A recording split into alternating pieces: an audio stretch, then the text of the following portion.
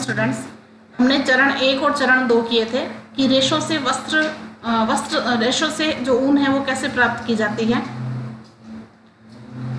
उसमें अपन ने चरण 1 जो था वो अपन ने पढ़ा था कि सबसे पहले ऊन की कटाई की जाती है और पतली त्वचा उसके साथ ऊन के साथ पतली त्वचा भी उतारी जाती है और वह उतारने पर उनको कोई विशेष दर्द नहीं होता क्योंकि वह मृत कोशिकाओं की बनी त्वचा होती है। तो सबसे पहला काम है ऊन की कटाई करना, पहला चरण। दूसरा चरण है अभिमार्जन। अभिमार्जन का मतलब है कि जो बालों के ऊपर चिकनाई, धूल, गर्त वगैरह लगे रहते हैं, मिट्टी के कण लगे रहते हैं, डस्ट लगी रहती है, उसको धोना, उसको साफ करना। तो दूसरा जो काम है वो इन उतारे गए बालों को, त्वचा से जो उतारे गए बाल हैं उनको टंकियों में डाला जाता है और ढंग से धोया जाता है। और ये जो प्रक्रिया है, प्रक्रम है, इसको क्या कहते हैं? अभिमार्जन। तो पहला काम है ऊन की कटाई करना और दूसरा काम है अभिमार्जन। ये दूसरा चरण है। तीसरे चरण में देखिए क्या होता है। अभिमार्जन तो है, अभिमार्जन के बाद छटाई की जाती है।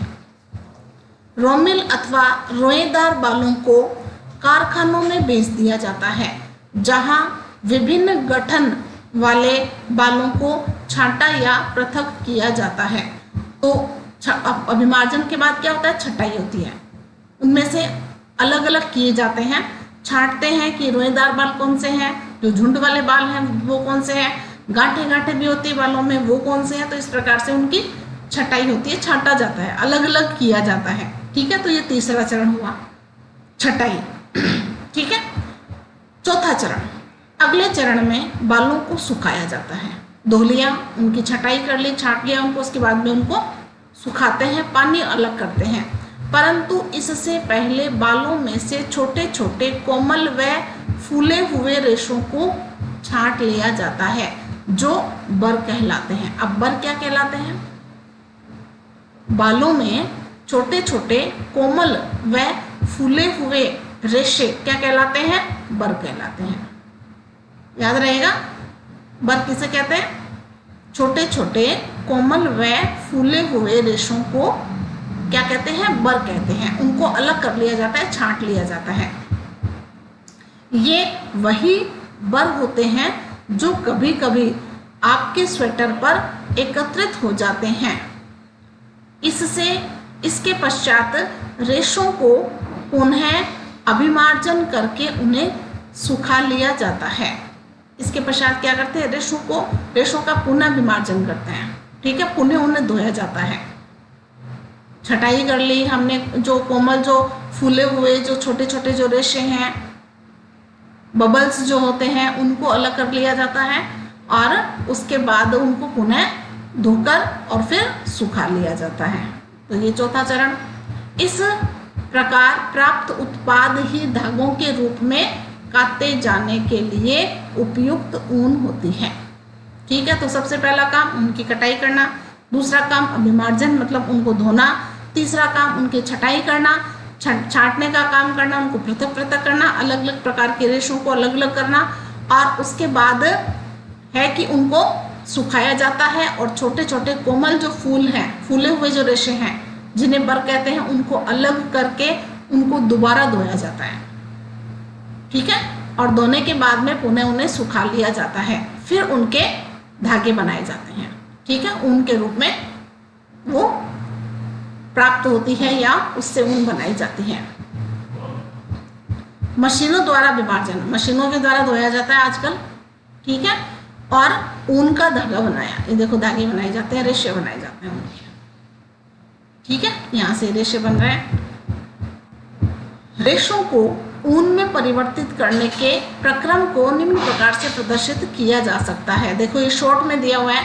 सबसे पहला चरण ऊन की कटाई करना, दूसरा चरण था अभिमार्जन करना, उसको धोना, तीसरा चरण उसकी छटाई करना, चौथा चरण बर की छटाई करना। बर मैंने बताया था छोटे छोटे जो कोमल और जो फूले हुए रेशे होते हैं उनको अलग कर लिया जाता है। उसके बाद उनकी रंगाई की जाती है और रंगाई करने के बाद में फिर उसकी रेलिंग होती है, उसके धागे तैयार किए जाते हैं। ठीक है, ऐसे देखो ये गोल गोल घुमाया जाता है। आ गया समझ में? तो इस प्रकार से ये लाइन पूरी आप याद रखोगे तो फिर इसको आप भाषा में बना सकते हो, इसकी भाषा बना सकते हो कि कटाई कैसे करते हैं, त्वचा सहित उतारते हैं उनको, फिर अपन बड़े पात्र में डालते हैं, टंकियों में डाला जाता है, फिर उसको धोया जाता है, फिर छटाई की जाती है। तो ये सब पूरा समझ में आ गया। 5वां चरण, रेशों की विभिन्न रंगों में रंगाई की जाती है, क्योंकि भेड़ अथवा बकरी की सामान्य ऊन काली, भूरी और सफ़ेद होती है। भेड़ और बकरी की ऊन कैसी होती है? काली, भूरी और सफ़ेद होती है। तो उनको अलग अलग रंगों में रंगा जाता है। आप देखते हो ना स्वेटर में कितने कलर होते हैं, बहुत सारे कलर होते हैं ना। अलग अलग रंगों की ऊन भी प्राप्त होती है, अलग अलग रंगों की ऊन हमें मिलती है, तो फिर उनको रंगा जाता है अलग अलग रंग से। रेड है, ग्रीन है, ऑरेंज है, तो बहुत से कलर होते हैं, उनमें उनको कलर किया जाता है उनके ऊपर। अंतिम चरण को रीलिंग कहते हैं। अब रेशों को सीधा करके सुलझाया जाता है और फिर लपेट कर उनसे धागा बनाया जाता है। ये देखिए ये वाला, ये लपेटा हुआ है ना, लपेट रहे हैं, ऐसे इसको धागा बनता है, तो इसको रीलिंग बोलते हैं। लंबे रेशों को काट कर स्वेटरों की ऊन के रूप में और अपेक्षाकृत छोटे रेशों को काट कर ऊनी वस्त्र बुनने में उपयोग लिया जाता है। अब इसमें भी क्या है कि बड़े धागे छोटे धागों को अलग अलग किया जाता है। जो बड़े धागे हैं उनको ऊन के रूप में काम में लिया जाता है और जो छोटे धागे हैं उनको अलग करके ऊनी वस्त्र, जो छोटे वस्त्र बनाए जाते हैं, उस प्रकार से इनको काम में लिया जाता है। तो ऊन, काटी हुई जो ऊन है उसको बिल्कुल भी उसको वेस्टेज नहीं करते, उनको छांट कर उनके अलग अलग प्रकार के वस्त्रों में उनका उपयोग कर दिया जाता है, जिससे अलग अलग क्वालिटी के रेशे से और ऊन तैयार हो जाती है, उनसे उनके वस्त्र तैयार हो जाते हैं। ऊन उद्योग हमारे देश में अनेक व्यक्तियों के लिए जीविकोपार्जन का एक महत्वपूर्ण साधन है। भेड़ पालन क्यों करते हैं? भेड़ पालन उनका जीविकोपार्जन का ही तो साधन है, उनका पालन पोषण होता है उससे, क्योंकि भेड़ से जो ऊन मिलती है उसको वो बेचते हैं, बेच के फिर वो मशीनों में जाती है। और ये जो अपन ने चरण पढ़े, ये सारे चरण होते हैं, ठीक है ना। तो जीविकोपार्जन का साधन है हमारे देश में। लेकिन छटाई करने वालों का कार्य जोखिम भरा है, क्योंकि कभी कभी वे एंथ्रेक्स नामक जीवाणु द्वारा संक्रमित हो जाते हैं, जो एक घातक रक्त रोग का कारक है, जिसे सोटर्स रोग कहते हैं। किसी भी उद्योग में कारीगरों द्वारा ऐसे जोखिमों को झेलना व्यावसायिक संकट कहलाता है। तो ये जो भेड़ रखते हैं वो तो ऊन को दे देते हैं, लेकिन जब छटाई की जाती है तब एक प्रकार का जो जीवाणु है, कौन सा? एंथ्रेक्स जो जीवाणु है, उनके उस एंथ्रेक्स जीवाणु से वो जो लोग हैं वो संक्रमित हो जाते हैं, ठीक है ना। और ये बहुत ही घातक रोग है, रक्त ब्लड वाला रोग है, ये बहुत घातक रोग है। और जो कारीगर हैं वो इस रोग को झेलते हैं, ये जोखिम का काम है बहुत, इसलिए इसको व्यावसायिक संकट भी माना जाता है। तो बहुत ही ये कार्य जब किया जाता है तो बहुत ही सावधानी से और बहुत ही सुरक्षा के साथ किया जाना चाहिए, जिससे वो जो वहाँ के जो कारीगर हैं वो इससे ग्रसित न हों। अगला बिंदु है रेशम। ये तो अपन ने ऊन पढ़ा था, जो भेड़ से, बकरी से, ऊंट से, याक से, इन सब से प्राप्त हो रही थी। अब है रेशम, जो रेशम कीट से प्राप्त होते हैं, ठीक है। रेशम कीट से जो प्राप्त होते हैं उनको हम कहते हैं रेशम, सिल्क जिसको कहा जाता है, ठीक है। तो रेशम के रेशे भी जांतव रेशे कहलाते हैं। जांतव रेशे मतलब जंतुओं से प्राप्त होने वाले हैं। इसकी जो कीट होते हैं, रेशम के कीट होते हैं, उनसे प्राप्त होते हैं। रेशम के कीट रेशम के फाइबरों को बनाते हैं। रेशम द्वारा रेशम प्राप्त करने के लिए रेशम के कीटों को पालना रेशम कीट पालन या सेरीकल्चर कहलाता है। तो रेशम कीट पालन किसे कहते हैं या सेरीकल्चर किसे कहते हैं, तो आप क्या लिखोगे कि रेशम प्राप्त करने के लिए रेशम कीट का जो पालन है वही क्या कहलाता है, रेशम कीट पालन कहलाता है। अपनी माताजी, चाची जी, दादी माँ से विभिन्न प्रकार के रेशम अथवा रेशमी साड़ियों के बारे में जानकारी प्राप्त कीजिए। आपने देखा होगा कि घरों में जो महिलाएं हैं जो साड़ी पहनते हैं वो सिल्क की पहनते हैं। वो सिल्क जो है वो कहाँ से प्राप्त होता है, रेशम कीटों से। ठीक है, विभिन्न प्रकार के रेशम को सूचीबद्ध, आप अपने लेवल पे, अपने स्तर पर आप विभिन्न प्रकार के रेशम को सूचीबद्ध कर सकते हैं कि कौन कौन से जो रेशम है, रेशे जो हैं वो हम पहचानते हैं और जानते हैं। इससे पहले कि हम रेशम प्राप्त करने के प्रक्रम पर चर्चा करें, रेशम के कीट के जीवन चक्र के बारे में जानना आवश्यक है कि रेशम का जो कीट है उसका जीवन चक्र क्या है। ठीक है, तो इसमें पूरे पैराग्राफ में केवल आपको क्या करना है कि सेरीकल्चर किसे कहते हैं, ये परिभाषा आप लिख लोगे और वो यहाँ से आएगी, यहाँ से लेकर और यहाँ तक। ठीक है, बात समझ में आ गई। तो इससे आगे अपन पढ़ते हैं रेशम कीट का जीवन चक्र। ये इंपॉर्टेंट है पूरा, इसको आपको पूरा याद करना है कि रेशम कीट का जीवन चक्र क्या है। मादा रेशम कीट अंडे देती है जिनसे लार्वा निकलता है। ठीक है, रेशम कीट जो मादा रेशम कीट है वो अंडे देगी और उनसे क्या होगा, लार्वा निकलता है उन अंडों से, जो कैटरपिलर, इल्ली या रेशम कीट कहलाते हैं। इनसे जो लार्वा निकलता है बाहर उसको क्या कहते हैं, कैटरपिलर कहते हैं, या क्या कहते हैं, इल्ली कहते हैं, या क्या कहते हैं, रेशम कीट। ये आकार में वृद्धि करते हैं, धीरे धीरे इनके आकार में वृद्धि होती है। देखो अंडे दिए, अंडों से जो मटेरियल निकलता है, जो पदार्थ निकलता है उसको क्या कहते हैं, लार्वा कहते हैं, और लार्वा निकलता है उनसे और वो क्या कहलाता है, कैटरपिलर कहलाता है। कैटरपिलर का आकार धीरे धीरे बढ़ता है। ठीक है, जब कैटरपिलर अपने जीवन चक्र की अगली अवस्था में प्रवेश करने के लिए तैयार होता है तो यह प्यूपा कोशित कहलाता है। क्या कहलाता है, प्यूपा कोशित कहलाता है।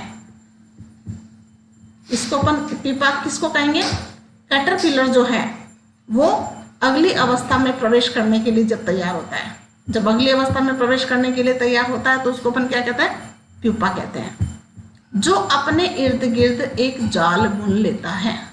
प्यूपा क्या करता है, अपने इर्द गिर्द एक जाल बना लेता है। यह जाल उसे अपने स्थान में बने रहने में सहायता करता है, मतलब एक उसकी एक जगह बन जाती है जिसके अंदर उसको रहना है। किसको, प्यूपा को। ठीक है, तो देखिए सबसे पहले मादा रेशम कीट ने अंडा दिया, उससे लार्वा निकला, इस लार्वा को कैटरपिलर भी कहते हैं। कैटरपिलर धीरे धीरे वृद्धि करते हैं और वृद्धि करके जब ये अगली अवस्था में प्रवेश करने के लिए तैयार होते हैं तो उसको क्या कहते हैं, प्यूपा। ठीक है, ये प्यूपा क्या करते हैं, अपने इर्द गिर्द जाल बुनना शुरू कर देते हैं। ठीक है, और उस जाल के कारण क्या होता है कि वो प्यूपा जो है वो अपने स्थान पर स्थायी बना रहता है, स्थिर बना रहता है। भारत में रेशम उत्पादन से संबद्ध विभिन्न प्रकार के उद्योगों में महिलाओं की भूमिका महत्वपूर्ण है। रेशम कीट पालन कोकूनों में से रेशम को निकालने और कच्चे रेशम से वस्त्र निर्माण आदि का कार्य अधिकतया महिलाओं द्वारा किया जाता है। ठीक है, कोकून में से रेशम निकालना। अपने उद्यम द्वारा वे राष्ट्र की आर्थिक व्यवस्था में योगदान देती है, उनमें ये क्षमता होती है, ये उनकी कला होती है। रेशम उत्पादन में चीन विश्व में पहले स्थान पर है। भारत भी प्रमुख रेशम उत्पादक देशों में गिना जाता है। तो यहाँ एक प्रश्न बनता है कि सबसे पहला विश्व में रेशम के उत्पादन में पहला देश कौन सा है, तो वो है चीन। रेशम के कीट जो है वो चीन में सबसे ज्यादा होते हैं और रेशम तैयार सबसे ज्यादा चीन में होती है। तो विश्व में पहले स्थान पर कौन है, चीन। ठीक है, तो यहाँ ये आप ध्यान रखोगे। यह अंग्रेजी संख्या 8 के रूप में अपने सिर को एक सिरे से दूसरे सिरे तक ले जाते हैं। अपने सिर को इस 8 के आकार में ऐसे। सिर की इस गति के समय कैटरपिलर पतले तार के रूप में प्रोटीन से बना एक पदार्थ स्रावित करता है जो कठोर होकर सूखकर रेशम का रेशा बन जाता है। देखिए क्या होता है, ये जो है वो इस 8 के आकार में, कौन, प्यूपा 8 के आकार में, और अपने सिर को ले जाते हैं, गति करवाते हैं, ठीक है ना। और ये पतले तार के रूप में प्रोटीन से बने एक पदार्थ को स्रावित करते हैं। जो कैटरपिलर है, जो प्यूपा के रूप में तैयार हो गए थे, वो क्या स्रावित करते हैं, प्रोटीन स्रावित करते हैं, और ये सूख कर क्या बन जाता है, रेशम का रेशा बन जाता है। जल्दी ही कैटरपिलर स्वयं को पूरी तरह से रेशम के रेशों से ढक लेता है। कैटरपिलर क्या करता है, खुद अंदर कैद हो जाता है, ठीक है, और उसके चारों तरफ क्या बन जाता है, एक जाल बन जाता है, एक रेशम तैयार हो जाता है पूरा, और प्यूपा बन जाता है। यह आवरण कोकून कहलाता है। अब ये जो पूरा आवरण बना, जो जाल बना, जिससे कैटरपिलर पूरी तरह से ढक गया उस जाल के अंदर, तो उसको क्या कहेंगे, कोकून कहेंगे। कीट का इसके आगे का विकास कोकून के भीतर होता है। रेशम के रेशों का उपयोग रेशम के वस्त्र बुनने के लिए किया जाता है। क्या आप कल्पना कर सकते हैं कि रेशम का मृदु रेशा स्टील के तार जितना मजबूत होता है। रेशम का जो धागा है वो बहुत ही मजबूत होता है। देखिए इसकी तुलना किससे की है, स्टील के तार से। स्टील का जो तार है बहुत मजबूत होता है, ठीक है ना। तो स्टील के तार के जितना मजबूत होता है रेशम का, हमें कितना मुलायम लगता है, कितना सॉफ्ट लगता है, कि कितना सॉफ्ट है वो लगता है ना, लेकिन वह बहुत ज्यादा मजबूत होता है। तो देखिए हमने शुरू से देखा इसको कि ये पहले तो अंडे दिए, इसमें से लार्वा निकला। लार्वा क्या होगा, इसको लार्वे को क्या कहेंगे, कैटरपिलर कहेंगे। ये वृद्धि करके प्यूपा की अवस्था में आता है, अपने चारों तरफ जाल बुन लेता है। वो जाल कैसे बुनता है और कैटरपिलर कैसे प्यूपा की कंडीशन में आता है, उसको अपन आगे पढ़ेंगे। ये कैटरपिलर क्या करता है, 8 के आकार में आप अपने सिर को घुमाते हैं, ठीक है ना, और साथ साथ में प्रोटीन जैसा पदार्थ स्रावित करते हैं। कौन, कैटरपिलर। और जो हवा के संपर्क में आकर कठोर हो जाता है, और पूरा जो कैटरपिलर है वो उसके अंदर कैद हो जाता है। इसको कहते हैं अपन प्यूपा, मतलब प्यूपा बन गया, इसको अपन यूं कहेंगे। और इस ये जो आवरण बना, ये क्या कहलाता है, कोकून कहलाता है। अब कीट का आगे का जो विकास है वो कोकून के अंदर होता है, ठीक है। तो वो जो अंडा जो था, उससे जो लार्वा निकला, वो लार्वा ही तो है जो कोकून के रूप में आगे विकास हो रहा है उसका। और यह बहुत ही मजबूत होता है। ये देखिए, ये नर वयस्क रेशम कीट है, ये नर है और ये मादा है। मादा देखो आकार में बड़ी है, मादा का आकार बड़ा है ना, नर छोटा है, ठीक है। ये शहतूत की पत्तियों पर अंडे, ये देखो ये शहतूत की पत्तियों पर अंडे दे रखे हैं, और ये रेशम कीट है, ये देखो ये रेशम कीट है। आ गया समझ में। तो इनके आप सबके चित्र अपनी कॉपी में बनाओगे, ठीक है ना। सारे चित्र, ये चारों चित्र आप अपनी कॉपी में बनाओगे, और इसकी पूरी आप, इसका जो पूरा जीवन चक्र है वो आप अपनी नोटबुक में लिखोगे। आगे बात समझ में सबके। ये देखिए कोकून, ये कोकून बन गया पूरा आवरण, ठीक है ना। कोकून में विकसित कीट, ये जो लार्वा था ना, लार्वा क्या बना था, कैटरपिलर बना था। कैटरपिलर ने अपने चारों तरफ जाल बना लिया, और ये जो रेशम का कीट है वो अंदर पनप रहा है। देखो ये रेशम का कीट है। इस कोकून, ये जो कोकून है ना, ये वाला बाहर वाला जो कोकून है, इसके अंदर है, ये इसके अंदर, यहाँ अंदर है ना, ये आ गया ना समझ में। तो ये अंदर कैसा बन जाएगा, ये ऐसा बन जाएगा। ये देखिए ये पूरा उस कोकून के अंदर बनेगा। तो पूरा जीवन चक्र समझ में आ गया सबके।